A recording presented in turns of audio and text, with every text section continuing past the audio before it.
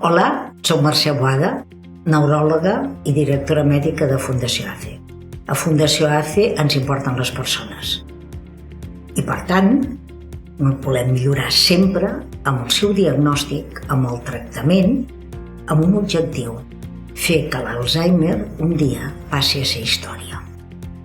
Avui tinc l'honor de presentar-los Face Memory, un instrument online, una plataforma dissenyada per l'equip de neuropsicologia clínica de Fundació ACE que ens permet revisar la memòria des de qualsevol lloc, en qualsevol territori. L'Alzheimer no té un territori.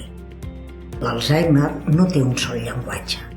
Per tant, tindre una bateria que arribi a totes les cases d'arreu del món i que permeti revisar la memòria ens ajudarà a arribar a fer un diagnòstic precoç.